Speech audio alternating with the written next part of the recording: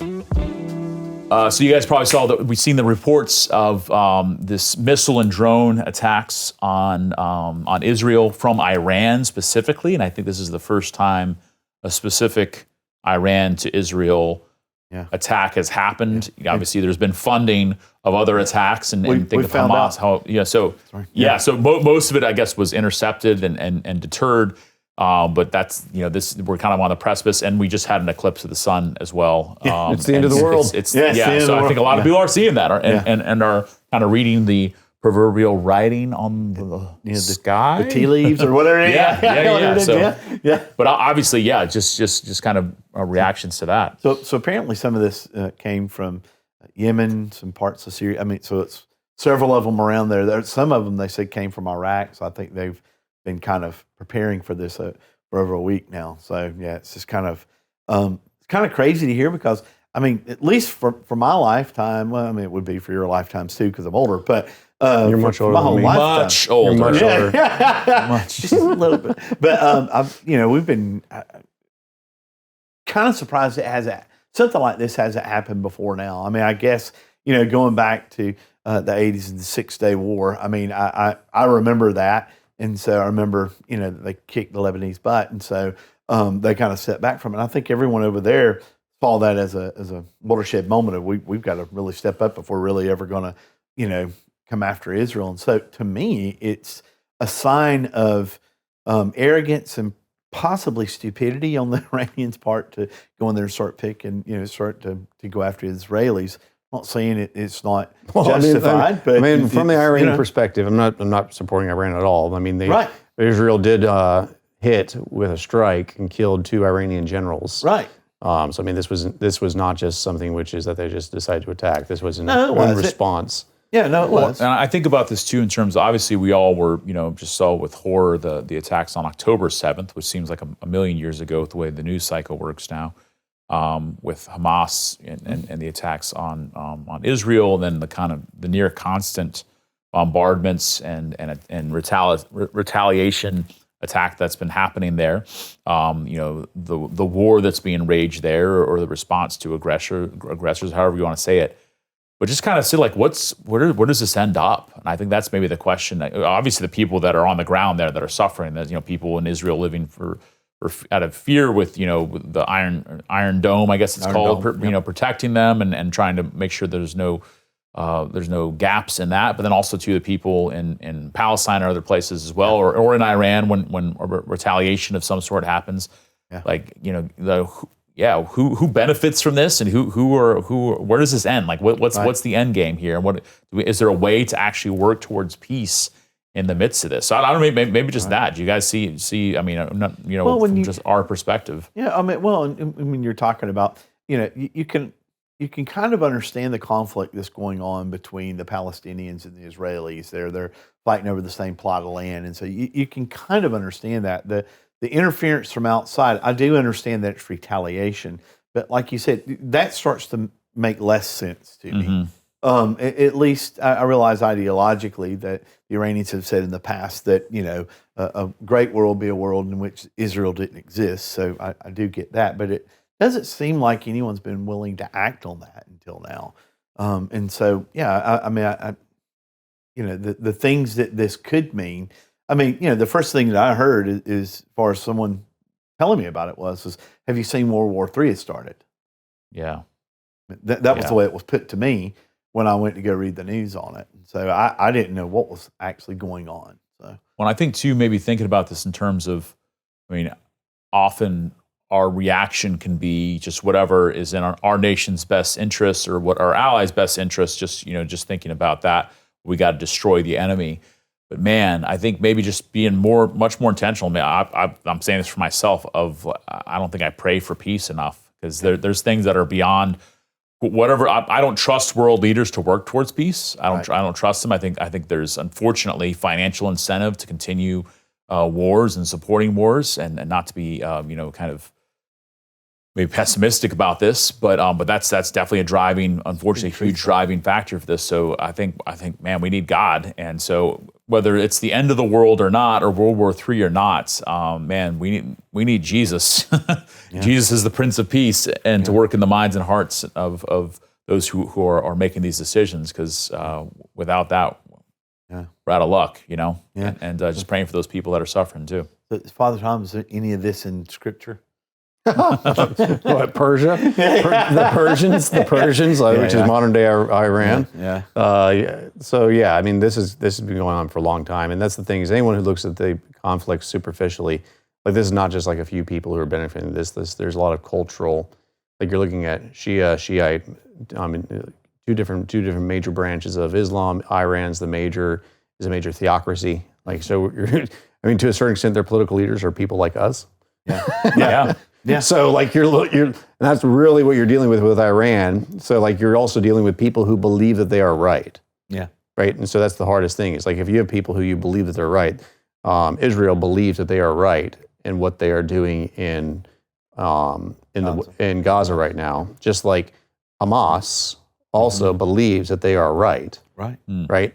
Iran, which typically speaking backs Hezbollah because they're in the same religious branch as Hezbollah as opposed to Hamas. They're not even really, they'll support Hamas just because they're against Israel. Because it's the enemy of my enemy is currently my friend, but as soon as we no longer have that enemy, they'll turn on, they're like Hamas and Hezbollah are not ideologically connected, at least in terms of faith. They're letting them do the dirty work. So ethnically they're different, and then religiously they're different. So like you're looking at but the whole point being this, the Iranians believe they're right. Yep. And we're not dealing with stupid people. Like just like people in the Hamas are not stupid. The Israelis are not stupid.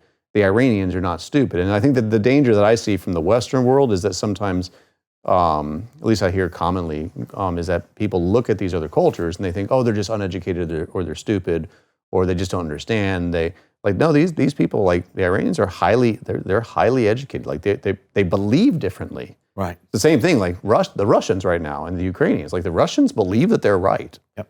Like and that's the thing is they believe they're right. Like we don't believe that they're right, but they believe they're right. Just like the Ukrainians believe that they're right. Yeah. And I think that sometimes looking at these world problems and recognizing, we're not going to get rid of these problems until Jesus comes back. One, two. Like what the major problem is in a lot of these things is a lack of appreciation of understanding the differences of opinion.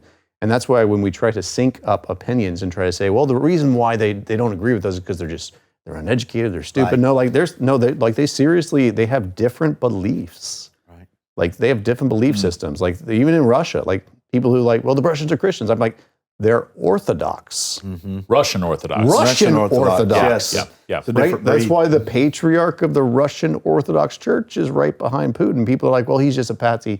He's just all, or as I think someone referred to, it might have been Pope Francis. He called him. He said, "Don't be Putin's altar boy." Right. But the whole point being is like, there's even a certain sense of like, do you understand the Russian Orthodox? And I think Francis does. Pope Francis, he does understand it probably better than many. But there still is this notion. It's like you have to understand cultures and like cultural differences and ethnic differences, racial differences. Like when you're looking at a lot of these differences, and that's like we try to impose like this idea from a Western perspective, oftentimes, especially us as Americans looking now into the rest of the world, and we know that we're going to be affected by this because this will affect global economics. It's going to affect obviously various different things, but we're just like, well, they just thought like us, everything would be fine. Well, they would say the same thing about us. Sure. Like if you just believe the truth, and that's the thing is like, so and I think we tend to look at their beliefs over there, and we do tend to take them like it's flippant beliefs, like kind of like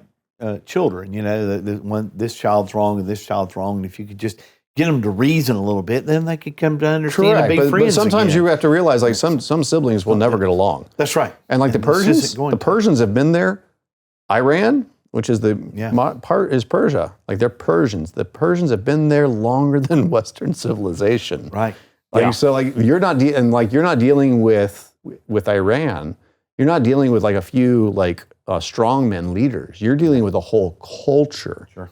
Like that's maybe a little bit even different than like even like with Russia. Like Russia, you're dealing with a few oligarchs, and you have a system in place, right? But in Iran, you're dealing with a whole culture. Sure. And you can't. You knock this guy off, there'll be another one that comes back. Yeah, they're not just that. Like you knock off like 30, 40 Russians, maybe 100 Russians, 200 Russians, you might be able to topple the system. Sure. You have 10,000 clerics. Yeah.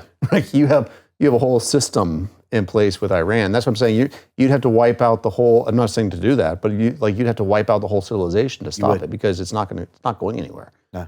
And what if instead, this is me being the idealistic Catholic priest here, our efforts, again, the efforts of military support and response and Israel's retaliation and them as our ally, again, ramping up into World War whatever, with this engagement, no longer Afghanistan or Iraq, but now in Iran and surrounding areas.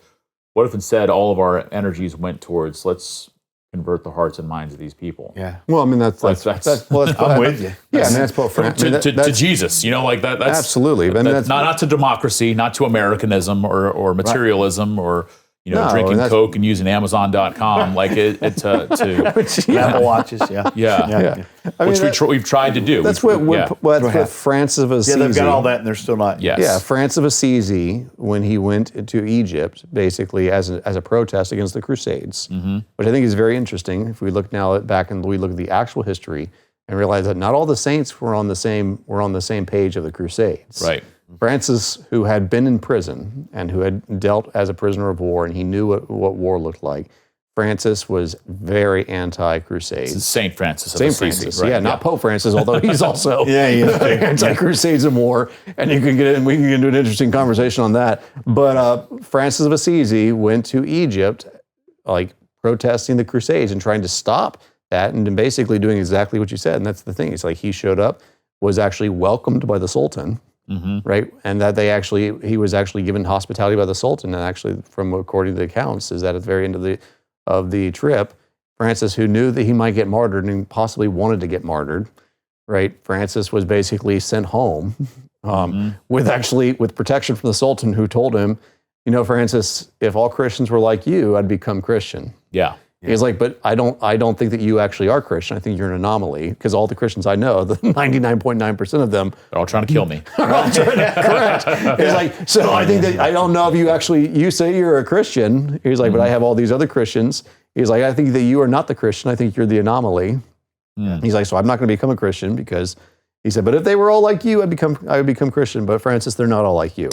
So just think of how different would this world have been if all the forces of Europe were arrayed behind Pope Francis now, St. Francis of Assisi's mission in the, whatever that was, 12th century, is that of converting by living lives of holiness and sharing the gospel and loving people and forgiving them, willing to die for them rather than to kill them throughout the Middle East. Just what a different world this would be. And because I think every single person's called to know Jesus. Every single person's called to be part of his church. And these people that in the Middle East and Iran and everything else, man, they would make phenomenal followers of Jesus. And I want them. I want them to. And so I'm praying for them. I'm praying for Israel, and recognize that human means fall short of what we need. We need divine intervention for peace.